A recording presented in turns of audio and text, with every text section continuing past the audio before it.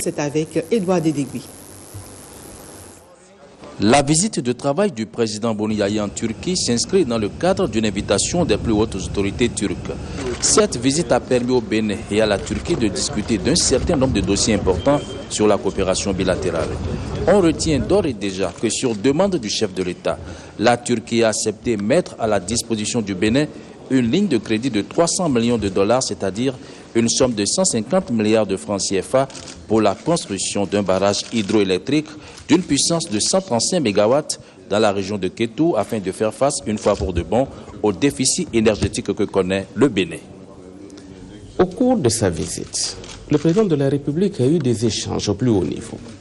D'abord avec le président Abdullah Gül, ensuite avec le vice-premier ministre de la République de Turquie, le président de l'Assemblée nationale turque, le ministre de l'économie, le ministre des Affaires étrangères, le directeur général de l'agence de coopération turque et un certain nombre, je dirais, de personnalités du monde des affaires.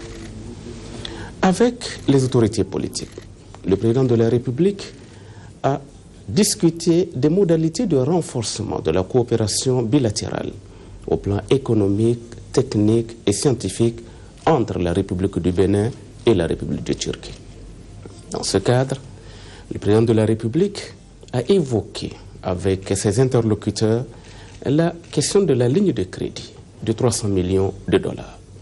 Les autorités turques, à différents niveaux, ont marqué leur accord pour accompagner notre pays dans le cadre de la réalisation du barrage hydroélectrique de Kétou, dont l'étude de faisabilité a été déjà réalisée et le financement maintenant presque bouclé.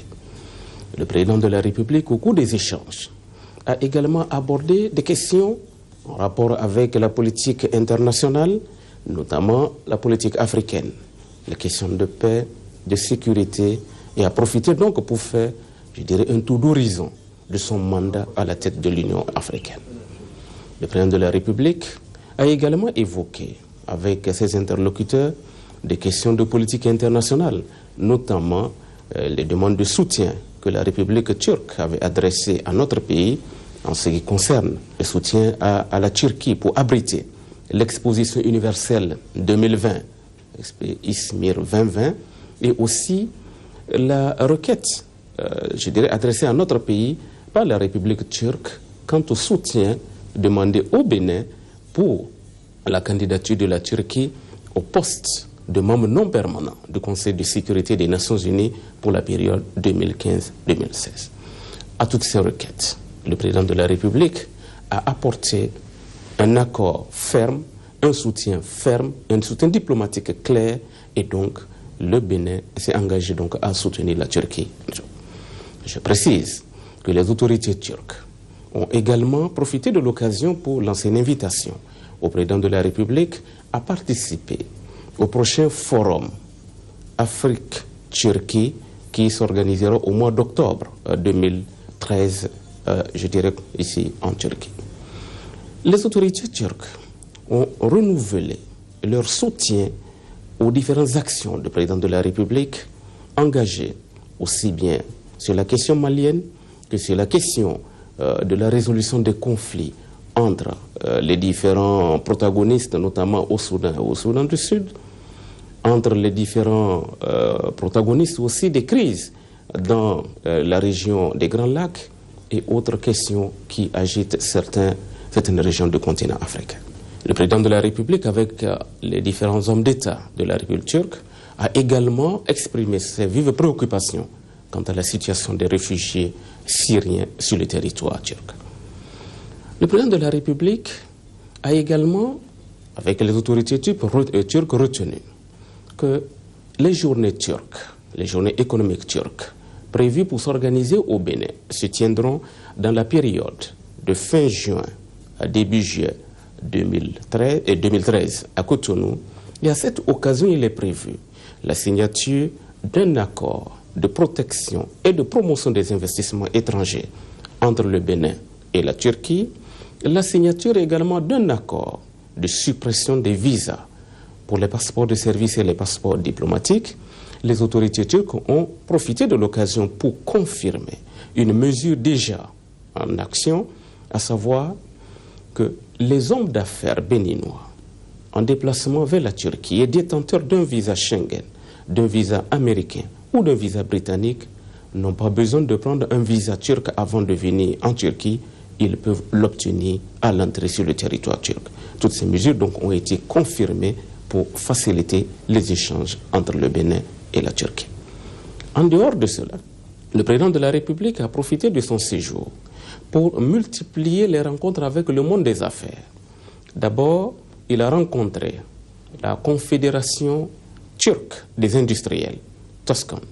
Avec les responsables de cette confédération, le président de la République a discuté des modalités d'organisation des journées turques au Bénin. Quant à la banque Exim Bank de Turquie, qui est, si vous voulez, le bras financier des pouvoirs turcs, le président de la République a échangé avec ses responsables sur les modalités de mise en œuvre de la ligne de crédit de 300 millions que les autorités turques ont accepté d'accorder à notre pays. Dans ce cadre, le président de la République a échangé également avec la compagnie MNG, qui est une compagnie spécialisée dans les constructions, notamment la construction des barrages hydroélectriques. Le président directeur général de cette compagnie se rendra incessamment au Bénin, en tout cas courant fin mars 2013, pour aller prendre connaissance du site de réalisation du barrage hydroélectrique de Kétou.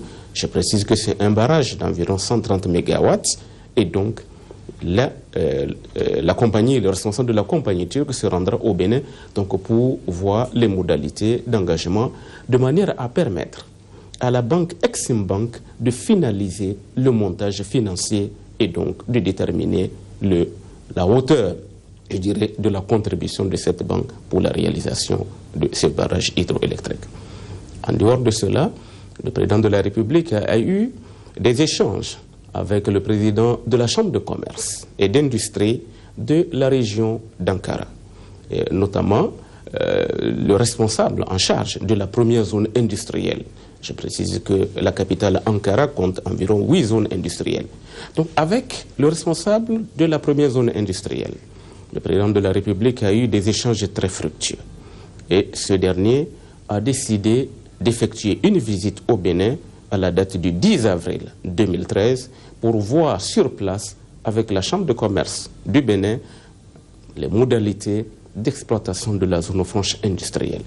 Je précise que le chef de l'État a profité de l'occasion pour visiter un certain nombre d'entreprises ou d'usines de cette première zone industrielle qui s'étend sur une superficie d'environ 1000 hectares et qui abrite environ 320 industries. Là, le chef de l'État a visité les usines de montage d'excavateurs, usines de montage de tracteurs et une usine de fabrication de transformateurs électriques pour voir un peu la technologie turque, le dynamisme industriel de la Turquie et voir dans quelle mesure ces industriels pourraient donc apporter leur contribution à la relance économique de notre pays. Le chef de l'État a également eu des échanges avec le directeur général de l'agence turque de coopération au développement. Avec ce dernier, le président de la République a abordé la question de l'ouverture d'un bureau de cette agence au Bénin et examiné également les différentes requêtes que le Bénin a déjà envoyées à l'agence turque pour le développement. Des réponses sont en cours et incessamment le Bénin sera bien entendu bénéficiaire d'un certain nombre, je dirais, de soutien. Le président de la République a eu également des échanges avec le président directeur général de la compagnie Turkish Airlines.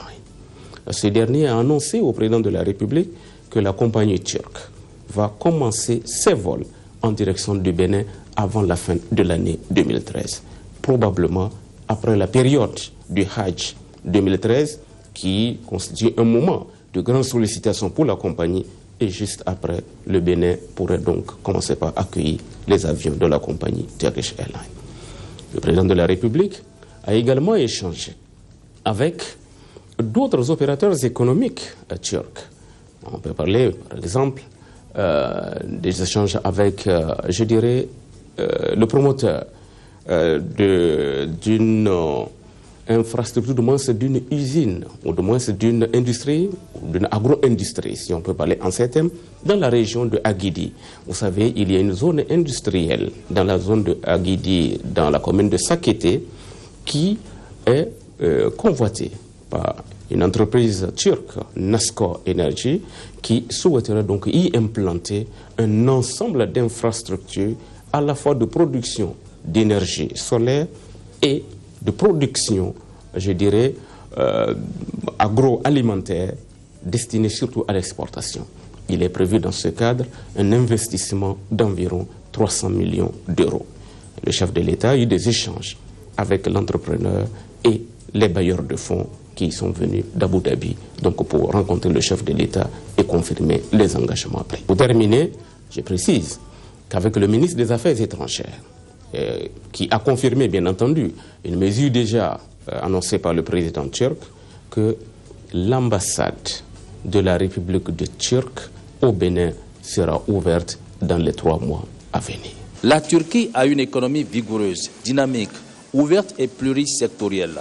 Le Bénin, qui a amorcé un rapprochement avec ce pays, pourrait profiter de l'expertise de la Turquie et bénéficier d'avantages comparatifs en termes de coûts et d'efficacité pour développer et promouvoir les secteurs tels que l'agro-industrie, le textile, l'immobilier, les télécommunications, l'exploration minière. Voilà, mesdames, messieurs, vous venez donc de suivre le point avec Edouard Dédégbé, le ministre Nassirou Arifari Bako.